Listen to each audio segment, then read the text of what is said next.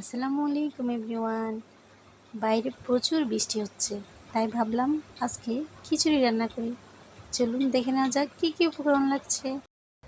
এখানে আমি 250 গ্রাম চিনি গুঁড়া চাল নিয়েছি আধা কাপের মতো মশারির ডাল। এই পর্যায়ে আমি চাল আর ডালকে খুব ভালোভাবে ধুয়ে নিব। এখানে আমি একটা আলু আর একটা গাজর গ্রেটার দিয়ে গ্রেট করে নিয়েছি। তারপর নিয়েছি 3টা পেঁয়াজ। পেঁয়াজগুলোকে কুচি করে নিব।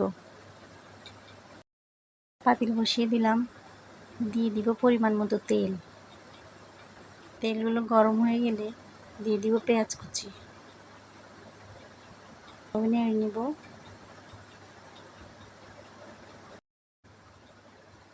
এরকম ভাজা হয়ে আসলে এবার দিয়ে দিব 1 চামচ হলুদ, 1 চামচ লবণ, একটু নেড়ে নিব। 1 চামচ রসুন, আবার নেড়ে নিব। দিয়ে দিব 2 চামচ মরিচের গুঁড়া, খুব ভালোভাবে নেড়ে নিব। এরপর দিয়ে দিব চাল, দিয়ে দিব গাজর আর আলু কুচি। এরপর ডালগুলো দিয়ে দিব,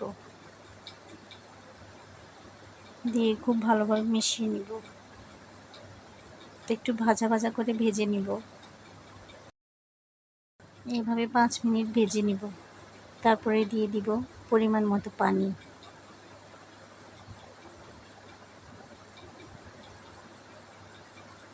ভালোভাবে নেড়ে নিব।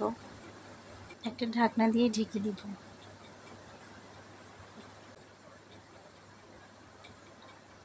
এইভাবে বলক চলে আসলে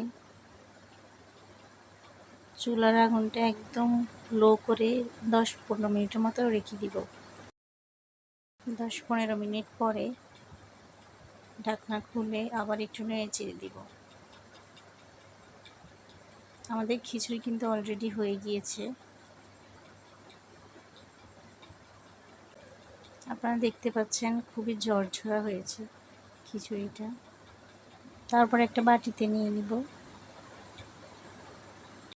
সুন্দর করে পরিবেশন করে নিব। বৃষ্টির দিনে খিচুড়ি খেতে আমার তো খুবই ভালো লাগে। আপনাদের কেমন লাগে কমেন্ট বক্সে অবশ্যই জানাবেন। আর ভালো লাগলে অবশ্যই চ্যানেলটিকে সাবস্ক্রাইব করবেন। ধন্যবাদ।